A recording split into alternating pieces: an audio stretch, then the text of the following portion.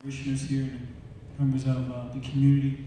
And I would like, before I get started, to also acknowledge some of my command staff, Lieutenant Donnelly, who's in the back, who is the shift commander, and also our Northern Patrol Commander, Captain R.J. Williams, who's here also, who's attending this event. I had an opportunity to go across, not only here in Charles County, but also throughout the state, talking about some of the concerns that are happening nationally in regards to police and community relations. And Janice is absolutely right in regards to some of the things that she's outlined. And since I've been here in administration, we have been working very hard in reference to how can officers and our community members have positive interactions. And it starts like this particular event here today. Having an honest dialogue is what is the community responsibility, and also what is our officer's responsibility. Over a year ago at the Charles County Sheriff's Office, what did we do? We saw what was happening nationally, and we took some of those incidents and learned from them. We had an instructor to come in and give our whole entire patrol staff conflict resolution, sensitivity training, and also embracing our diversity that's in our community. And also in that training, we also asked a number of leaders, like Janice Wilson and others, to sit down with our staff members to have an honest dialogue of what is the perception of the Sheriff's Office here in particular roles, and what is the role of the community. And I think it gave our officers a unique perspective of how we need to be policing our community. We here in Charles County under my leadership, we are not an occupied entity in our community. We are pillars in our community. We want to create as many positive interactions with our young people in non-threatening ways. A lot of issues that I see from some law enforcement leaders all across this country is the reason why you're having some of these uprisings, just like Janice said, the citizens do not trust the police. And when people are in crises, that creates some additional crisis. And a lot of times we are talking at each other and not with each other. So when we have these opportunities, just like today, to have a conversation, to understand, allow our young people and also allow you to know that our officers have families in these communities. They worship in these communities. You will see them at various functions of the community. So for me, it's very critically important to have our officers to have those positive interactions, to build on that trust, to reduce that fear, and open up those lines of communications with our citizens here in Charles County. And I think if we do all of that, we definitely will foster trust in our community. Good afternoon, everyone. Thank you all for having me today. I've served on many panels talking about this issue, and the one thing that I always like to say is that, like Ms. Wilson said, there are three things. In my opinion, the three things are accountability, understanding, and responsibility. We have to understand the type of generation that we're in right now. I know there's a lot of people, maybe some in here today, who had many different experiences throughout the civil rights movement, the long-spanning civil rights movement that we are in. This generation, we have to understand, has been born hating the police. They have been born in a society where everything promoted to them by way of media, by way of music videos, the songs that they listen to.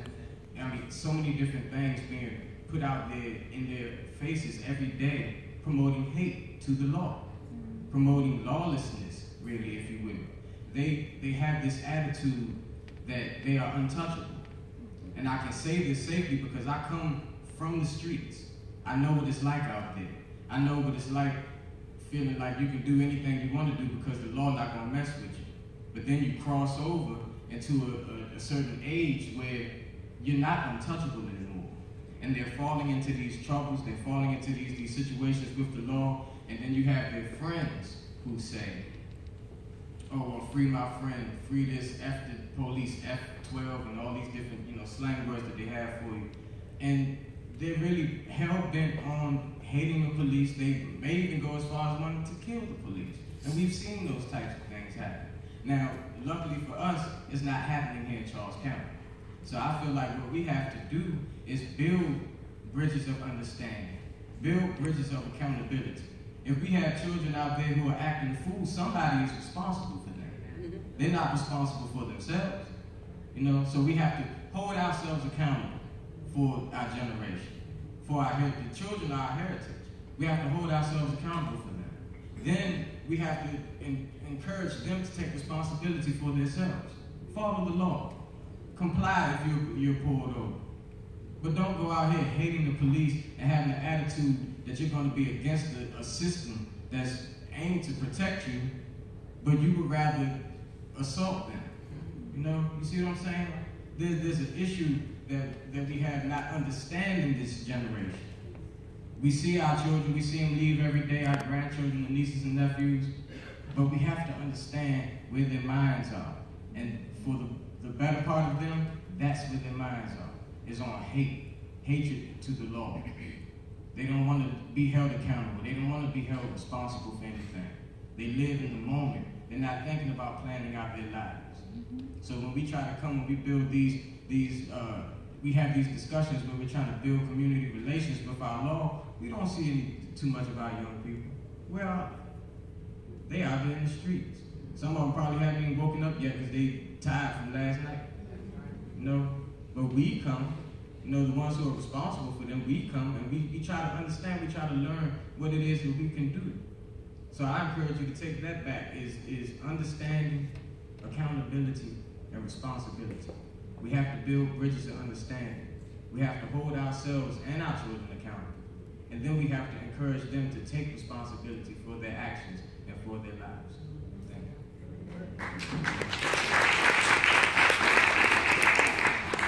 I think we've received 3 very good opening statements here today. I wanted to take a moment and recognize that we have with us also today Delegate C.T. Wilson, who is the District 28 Maryland House Delegates Representative. He's here with us today. So we want to thank you for being here. And I wanted to give you an opportunity, if you wish, to perhaps join our panel today and share with us from a perspective that you're working, any thoughts that you find to be useful to us. Would you like me to speak now? Yes, sir. Good afternoon, everybody. Thank you for coming. I found out about this last minute, so excuse my dress, but it's always good to be in a place when you see citizens trying to get involved, because I always say this: please take this back to your friends. It's kind of hard to complain about a government you don't participate in. A lot of times our elected officials are not held accountable for their actions or their votes. In fact, y'all might not even know me, but I set the budget for the state. I make the laws, and most folks don't know who I am. I try, but I really wish more people would. I wish more people get, like I was trying to talk to this young man, get involved in politics, make it better, make it more challenging. Status quo is not acceptable.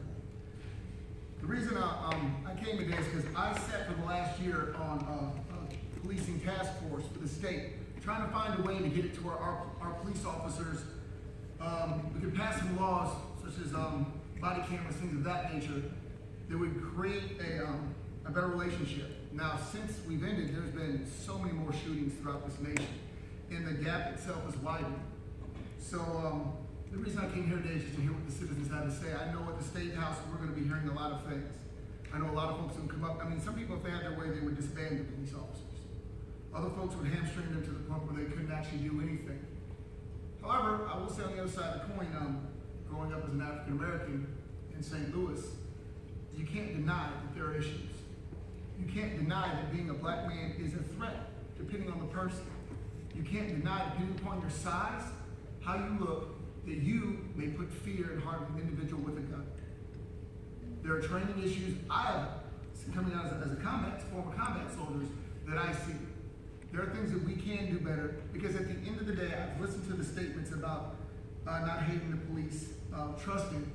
But one of the things I think it's hard for citizens to understand is they're public servants. Ultimately, we pay them.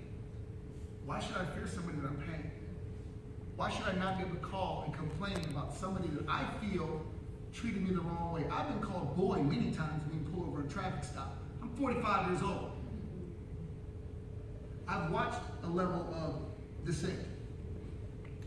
I've watched how we basically turn our back on the police force, and I'll say this because I was a former prosecutor in Prince George's County.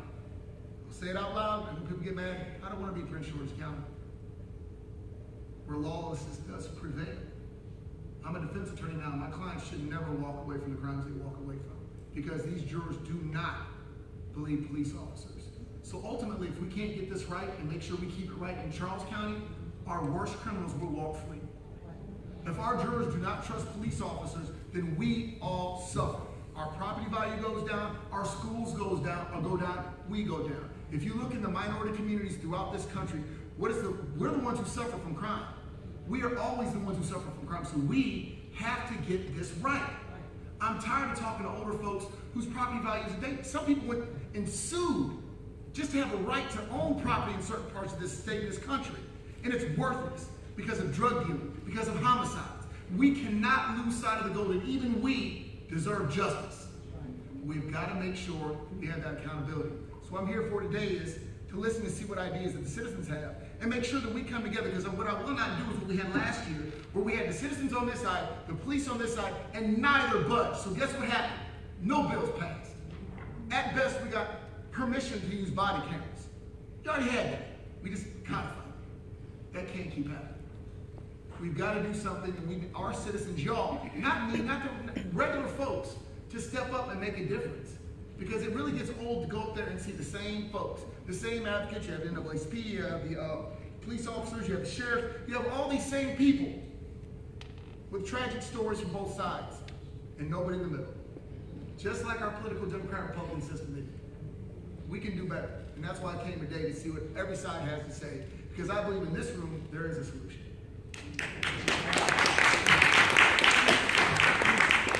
I think we have a great context for having a conversation today. I want to say this before we go forward. I personally, and I believe most people that I know, recognize that policing is a very vital piece of our society, and that it's a very dangerous job. It's not one that to be taken lightly. And so I think I, along with many people, have great respect for those who serve as police. And I just think we need to take a moment to show our appreciation for those who are here today, who are actually serving our community as police. So we'll be on record as having made known how we actually feel. Sometimes it's not said enough in light of all the confusion and confrontation that's going on. But we need to make clear, first of all, that we respect and we honor those who actually commit themselves to serving. Can we just give some applause to those who have shown up today to let them know that we do value and we appreciate very much.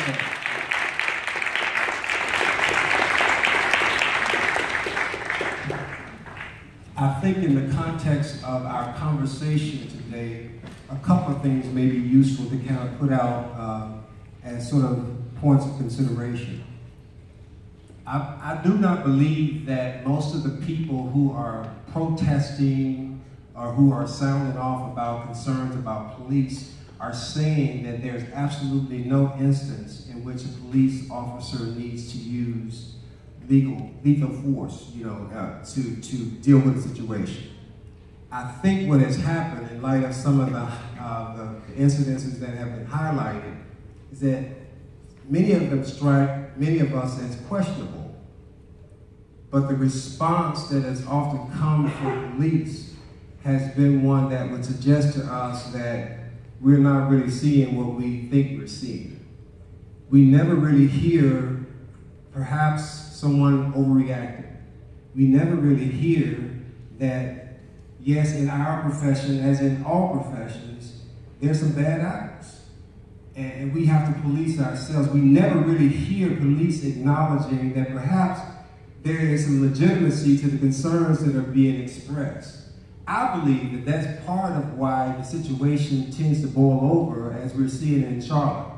I think that because people are feeling like their concerns are not being taken seriously, then they feel sometimes they have no other option but to act out. And to think that they have the audacity and the boldness to act out in some ways that we've seen, to me, should really suggest or show how serious the issue is. So I think that that's one piece that we have to really look at. I think the other piece is, how do we, from a community standpoint, bring the balance that we need to bring in order for policing to go forth in the way that it needs to. So as we're talking today, I hope that perhaps we can at least be mindful of those points. We had just a couple of opening questions that may be worthy of consideration, and then we want to be able to hear other questions. We kind of heard a little bit of it, Sheriff, in your opening statements about some of the things that Charles County is doing. But we put down here, what concerns or issues have surfaced in Charles County between the police and the community? And both you and our other panelists may be able to address that. The second question was, what type of monitoring or reporting exists within the police department that aids in addressing the quality of police and community relationships? And then the third question is, what is Charles County doing in the area of policing that could potentially become a model for the country? Or what could the country, or what could the county and the country do in order to improve in that? So can we start maybe looking at the first question in terms of if there have been issues, what particular issues have there been, and how it is that those are being addressed, and all of our panelists can feel free to weigh in on that. Having served here in Charles County for nearly 24 years as a police officer, and during my tenure here, I had an opportunity to work in internal affairs for 9 years as a sergeant, as an assistant commander, and as commander. And Pastor, to your point, I am not naive nor dismissive that there are some issues in law enforcement, and that's up to leadership to address those particular issues. As there is individuals that shouldn't be attorneys, as there are individuals that shouldn't be doctors, there are some individuals should not don the badge of a police officer. And that's up to us as a chief or a sheriff or administrator to address those particular situations. And my command staff knows that accountability is critically important to me. You have to supervise your individuals. We have policies, rules, and procedures, and I hold my staff members to that.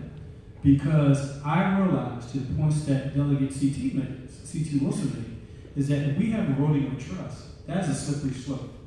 When you have officers who make legitimate arrests, they go into court, and then there is a issue in regards to whether the facts of the officer, are they really the facts, or is the defendant, is their facts and questions, and then you have that eroding of trust, and then it's a slippery slope in a particular community. What I see here in Charles County, and I'm very adamant about that, and I'm an ambassador for my department, is that I understand, and we preach this to our officers, is that we understand nationally, officers are painted with the same broad brush. What just happened in other jurisdictions automatically tags the Charles County Sheriff's Office with that kind of issue. And that's why we're addressing some of these issues today. We're not talking about an officer in Charles County shooting somebody in the street.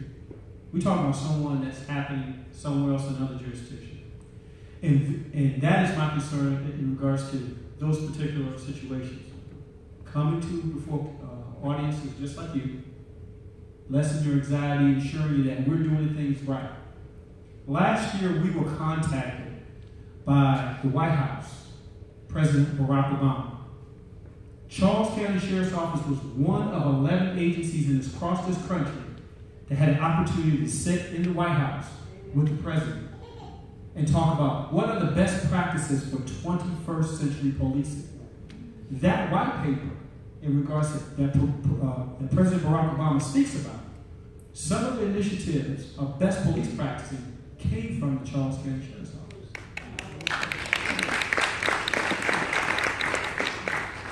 In regards to community policing, our school resource programs, they are recognized nationally about the jobs that we're doing here. Can we improve? Absolutely, yes.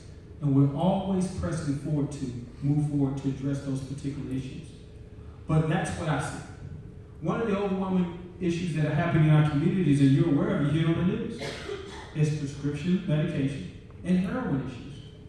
That is what's driving, particularly in this region, in this nation, that our young people and some of our adults are getting addicted to prescription medication and heroin issues. And that's what's driving the crime. Individuals are stealing to try to support their habits. So what have we done here in Charles County? We have addressed this by a three-pronged approach. Education. We're in our schools with drug awareness programs, encouraging our young people to stay away from drugs, not get involved in that life. But we also have, we understand we have that enforcement piece. We have regional enforcement, federal enforcement, that we partner with other organizations to address those particular issues that are, we know that heroin is not being grown in Charles County. So we need to work closely with our federal partners in Baltimore, in Annapolis, in Anne Arundel County. Some of those individuals have an off-the-chart overdose of heroin, trying to fight heroin and drugs on an international and national, local level. But we also understand some of our young people and some of our individuals who made some poor choices years ago are coming back to our community. So what has the Charles County Sheriff's Office done? We have partnered with our faith-based community to understand that individuals are going to be coming back to our communities, and we're having and working with them in regards to reentry programs. So we're trying to address those drug issues on those three-pronged approaches. But we're also making a local contribution in regards to what we're doing in police. And here at the Charles County Sheriff's Office, we have and are making a national contribution of best practices in policing across this nation. They get mad and think automatically that there's a police officer somewhere here in Charles County that's gunning for them, that's going to come for them, that's going to run them down. Now, I tell you, I've been locked up 3 times. All 3 times was my fault. I can't put the blame on the police officers for taking me in. I can't put the blame on anybody that did their job in the situation, because I was guilty. I was in the wrong place at the wrong time, hanging out with the wrong people, doing all types of crazy things. So I got the just due for my consequence, you see? But they think that the police are after them. They think that they're coming for them. So they put themselves in these situations where they encounter with the law and they go crazy. I hear it all the time. My friends, they always talk about how when they see the police riding through, they like, oh, they looking at me. Or they riding slow. As soon as they got by me, they slowed down. It's almost a sense of paranoia amongst our young people in this community here in Charles County, because of the sound bites, just a small portion of things that they're getting from the news, from their friends, from things that's posted on social media, that they eat it up. Because to them, everything on social media is true. Even though we take things with a grain of salt, they perceive everything to be true. So they're in this mindset now that the police are coming for them, that they're after them, that they're against them. They don't believe that the police are here in Charles County to protect them. But I know that any encounter that I've had with the law, when I was out there doing crazy things, I ain't never get beat down by a racist cop or a gun pointed in my face or mishandled in any way. They did their job as they had to, and I reaped the consequence as I had to for my actions. But they get in these situations where they think that the law is after them, that they aim to kill them. So then when they do encounter a police officer for maybe a small reason, it blows out of proportion. It goes haywire. All because of what they think, the fear and the paranoia that's amongst our young people now. And that's something that we have to address. And I know that Sheriff Berry and all his employees, they work hard to try to keep a positive image in our community. They do. And we have to, like I said, encourage our young people to be responsible. Thank you. Okay, I just wanted to say that we need law enforcement in our communities. We really do. And we need to find a way to come together. And I think everything begins with communication and ends with communication. We have got to find a way to be connected, get involved, as it's been said here on this panel, and stay involved, and to let our voices be heard. You know, I work in EEO arena, and we have found, and research will show that when people feel that they have been heard, the number of complaints go down. People feel they're involved in the process. The other thing I wanted to mention, communication is key. If we cannot sit down and have a civil conversation with one another, we're never going to get anywhere. And I always like to say that anyone who's been in a relationship for more than 4 days, you know that communication is key. Yeah, 4 days is all it takes, you'll know. And if we think about any relationship, whether you're with a partner, you're married or such, communication is key. It makes or breaks the relationship, and that's what we have here. The other thing I wanted to say is there are concerns when you talk about issues with the police. As an NAACP, we get complaints from people. We hear, we talk to the community, and one of the things that we hear, and we got a demonstration and understanding, more of an understanding on the use of tasers in the community. There's a lot of concerns about that in the Charles County community. And the sheriff, Barry, afforded 15 members of the Charles County NAACP to spend an entire day with the sheriff's office. It was a wonderful day. We had a demonstration on the use of tasers, what that means and how they work and the impact. We even had a member volunteer to be tased live right there at the session. God bless him. But he did. And he's still alive. He made it through. It was funny because he happened to be a white gentleman, a member, and I said to them straight up, we didn't set this up. This is not a setup. He volunteered. But it was a good demonstration, and we also get complaints sometimes, and I've noticed this myself, is overcharging. You know, someone commits, let's say they steal a pack of hot dogs at 7-Eleven, well, they end up with 6 charges. No, I'm not joking. And I don't know why that's always something that has puzzled me. It really has. And so we get things like that from the NAACP. And we're not to solutions yet, Pastor, but I wanted to share this before we got there. The Charles County NAACP has been working for years to try and get a citizens review board in Charles County. We've been talking about that for a long time, and we plan to continue to have that conversation. This review board would give citizens a voice, an opportunity to hear about issues in the community and sit down and come up with recommendations, working with the sheriff's office. So that's something that we really are interested in someday. I'm going to keep hope alive. We got a little Jesse Jackson in there. I'm going to hope that someday we can come together and make that happen. Let's see what else. I think that's it for now, so thank you.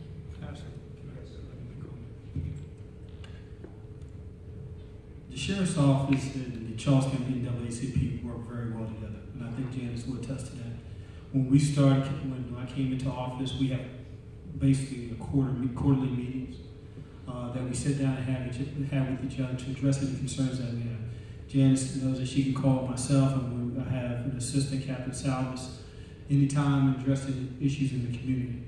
And one piece when I came to office was really important to me is about being transparent, about talking about the issues. And to Janice's point, it's absolutely right. Sometimes we don't communicate as well as we should.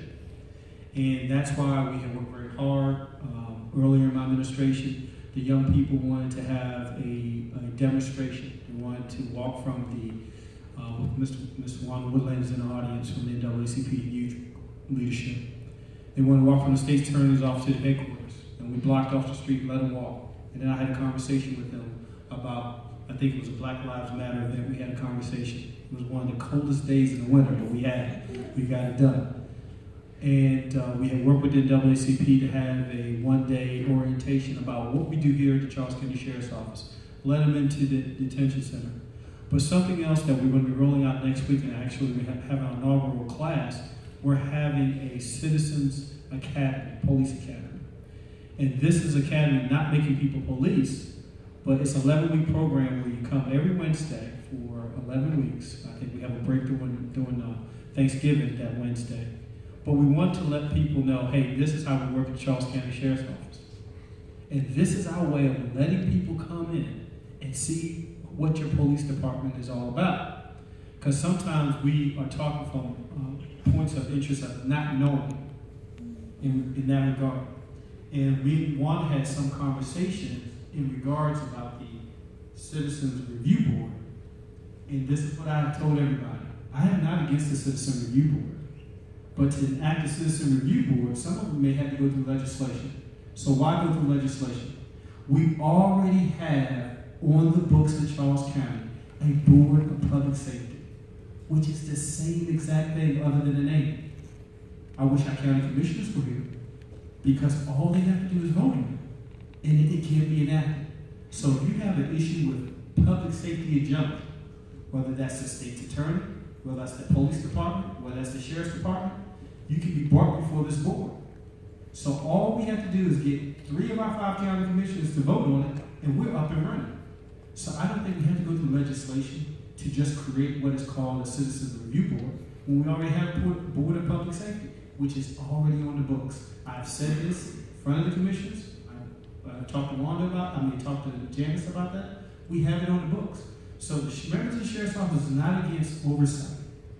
We're not against anyone looking at what are the best practices, because we're always pressing forward to try to create best policy, best practices within the Sheriff's Office. And I guess I'll go from, you want to say we've got all 3 of the questions? Sounds like, okay, first of all, I'll say this, the problems that we all have, but I have specifically, is it's a statewide, it's a national issue, so sometimes, especially local officers, feel that they're being attacked for something that other parts of the area have problems with. So it's very difficult, but I'm going to talk from a state level as well, because I'm a state official. But first of all, I'll say this, I was talking to my barber a while ago, and he, former criminal, had some issues from Charles County, born and raised here. And he spent about most of our haircut complaining about Charles County, about the police force and how racist they are. And asked him where he lived, and he said, La Plata. I'm like, why did you decide to live in La Plata? Because he's 48. Well, he likes to keep his doors unlocked. Okay, so apparently you don't have that much of a problem with police officers, if this is where you chose to stay as a grown man, especially La Plata. Secondly, he said, got a call from a lady because she was upset because her son was in a motorcycle accident. And she believes that, like Prince George's County, that Charles County should have a no-chase policy. She said her son was on a stolen motorbike running from the police officers, and he ran into a tree, and he has head injuries. Some folks may agree. Problem is this. He was on a stolen motorcycle, and he was running from the police officers. I've been in Prince George's County and watched these cats ride through laughing and doing whatever because they know they cannot be chased. That is unacceptable. We need law and order. That being said, some of the issues I have heard, minority hiring. Are we reflective of our county? Because as our county grows, so should the changes, so should our police force. And I know Sheriff Gray is probably writing some stuff down now. Again, this is not towards Charles County. These are perceptions. This is not truth. This is the way the citizens see things. So again, you can retort, but it's not towards this police force. But I'm telling you, it does apply to this and every police force. Review committees. It's one thing to have a review committee of individuals appointed by either the sheriff or elected officials, but most folks don't have faith in it. If you don't have faith in the police or your elected officials, why would you go to that system to get justice? Because again, these are issues that are issues. You can say, well, we don't do that, that's fine, but until the citizens know, perception is everything. Standards. Officers, the way they deal with people. I say this, I used to train at the police academy in Prince George's County. I go and give my classes. I tell every police officer, hey, remember this, that stop that you're making is most likely the important thing that person's going to deal with that day, that week, sometimes that month, year, their entire lives. So comport yourself. Show respect. You don't have to be, church, you don't have to be, I'm trying to find a word that's not a curse word, a bad person. I'm sorry, whatever word comes up is not a good one. And if you do this, it's unfortunate, it's my personality, sorry. But you don't have to be a bad guy. Just because you have the power, you don't have to flaunt it. You don't have to talk to me like I'm a child, even if I'm doing something wrong. And I say that because it's very important. And I'll tell you this, because the standard things that were applied, because you have some folks that are 22 years old and got a gun.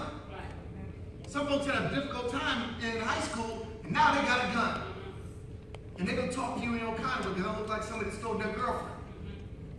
That's not the way it's supposed to be. They need to understand that it is important because you are impacting our community when you do that. If I'm sitting on the side of the road in handcuffs because I have a traffic ticket, everybody driving by is going, wait a minute, why is that happening? These things matter. I'm not saying that Charles County is the problem. I'm saying in the county, this may be perceived as a problem.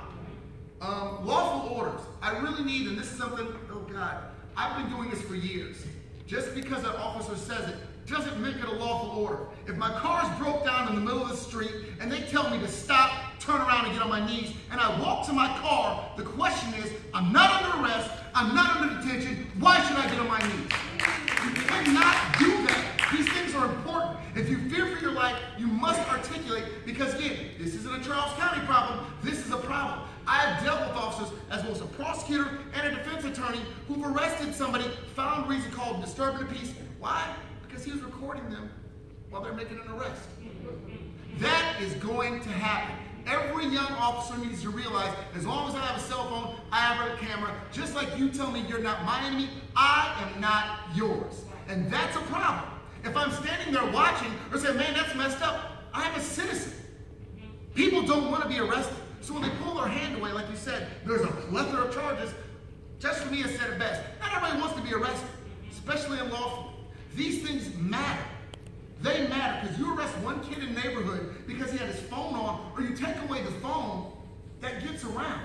It's very important that you understand that because unfortunately, in every community meeting I've been to, I see these fine young officers, well, not so young, but I see, you know who I don't see? The ones that I would see in the street.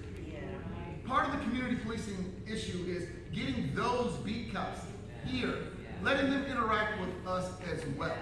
These are the issues, not just Charles County. Again, I hate to say this as an attack, but remember I do this on the state level. And there are issues, because it's fine that our white shirts come out every day, but they're the administration. I don't even know if y'all represent my FOP anymore. It's the beat officers that I want to see, that I want to talk to. These are the guys I work out with. And we have a different point of view sometimes. It's also important, like I said, there's perception of everything. Training. It's two parts to this, ladies and gentlemen. Because you all talk about like body cameras, right? There's a cost to that. If you want it, are you willing to pay for it? I was a combat soldier for 8 years. And I remember going through this training, we're talking to police officers, and I totally disagree with the way they approach, the way the guns drawn, because you can't see everything versus how to operate. There are so many things that I was trained to do, and one of the officers said, you know what, CT, when you're not at war, you know what you're doing? You're training for war. So I spent most of my time, at least half of my entire military life, training, not fighting. In order for that to happen, we need double the amount of police officers, don't we? If we want them to go to the range instead of twice a year, twice a month, we have to pay for that. If we want those standards raised, if we want these standards raised as far as physical fitness, as far as education, then you and I have to be willing to pay for that, just like we have to be willing to pay for the body cameras. If you can find grants for the body cameras, guess what? They're terabytes. I'm sorry, they're called petabytes, which is 1,000 terabytes. Petabytes of information that must be saved 90 days after the case is over. Because somebody like me who's a defense attorney is going to want my information. And once you start it, you've got to be willing to keep it up, because once that expectation is created. So what I need from my citizens is that voice on the commissioner's level. We're willing to pay for it. If we want our officers better trained, we have to be willing to pay for it.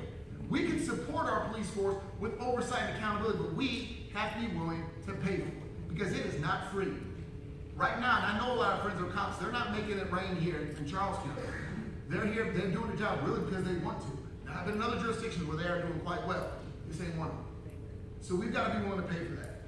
And as far as oversight and accountability, the citizens, you already heard my statements on that. But lastly, again, just on this, we talk about solutions, and I set it out, talk to some folks.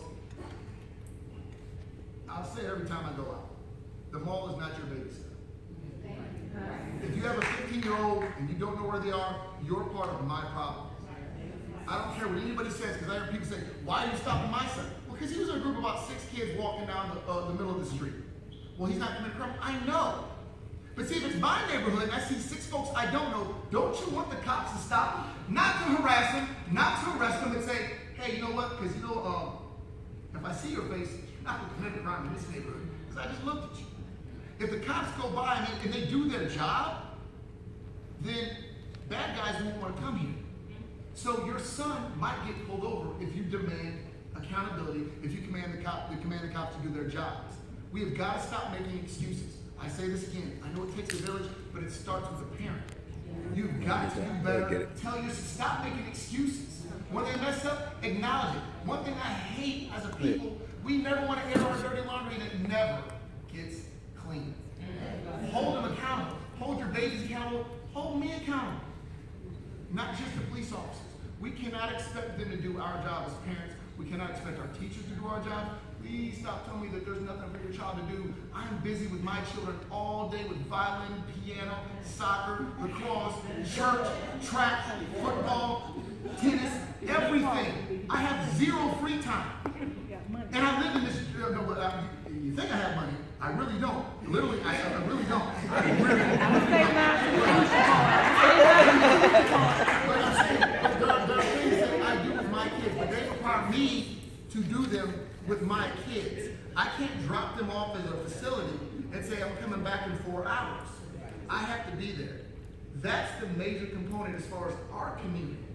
I hear it all the time. People are upset about lawlessness in their community until their son is pulled over or their son is stopped. Why can't he hang out with? You got a group of 20 kids hanging out in your yard. I don't want to live next to that. Go inside. Don't hang out at the park. We got a park where Chief and I live in the same area. And you know what? All they do is, those same kids are the same reason our gazebos get tore up. To where they took the gazebos out, burning down the playground. Idle hands do the devil's work, ladies and gentlemen. Please take care of your kids.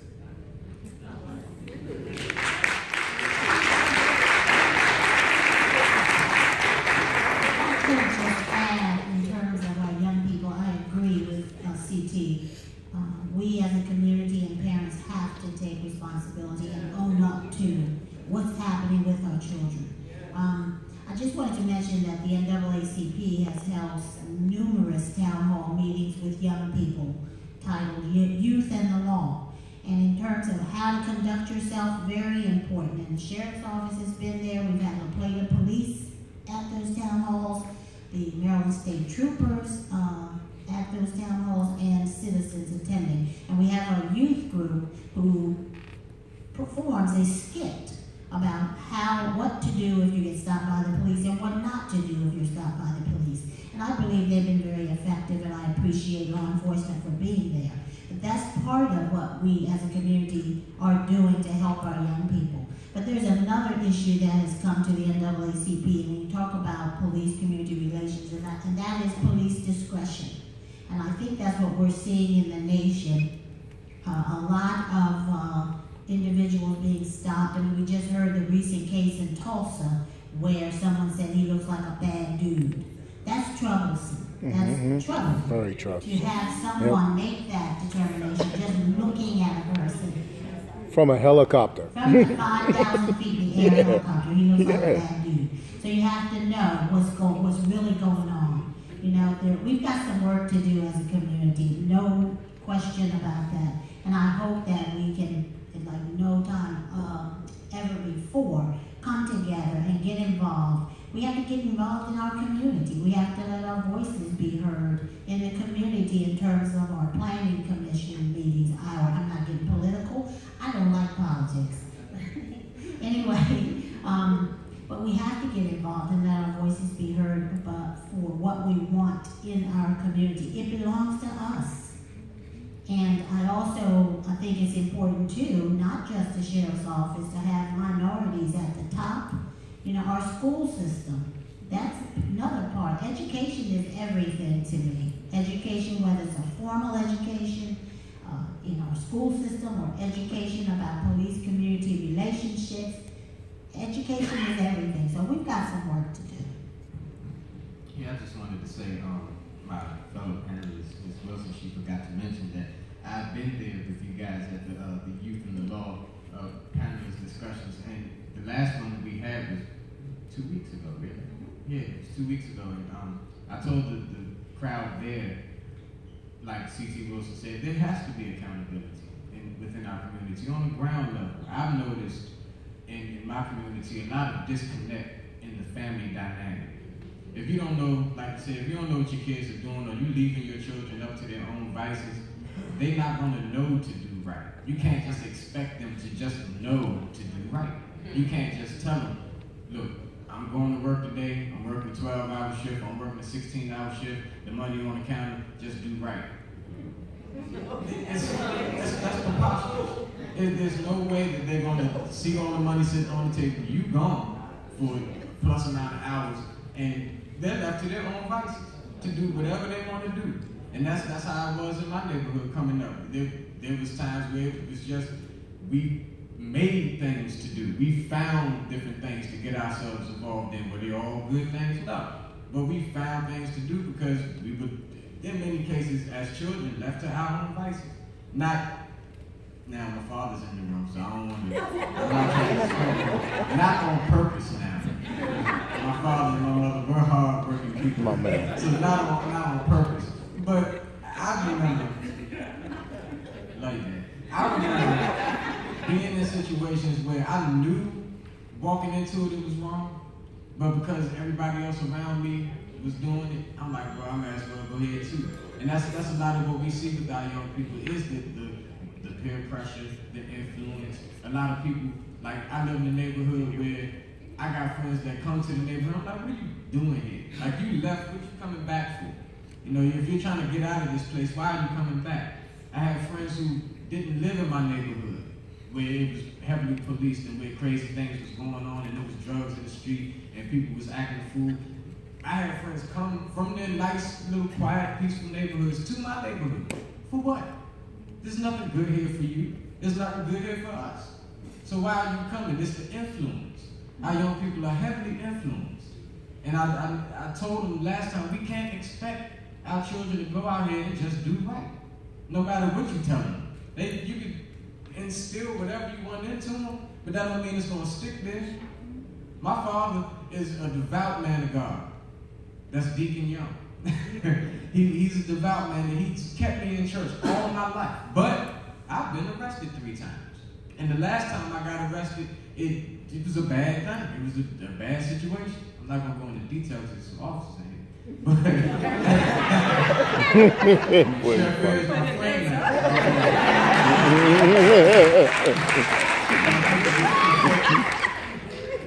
The things that we did, it was influential. We were following a pattern and a trend. That's something that our young people are into now.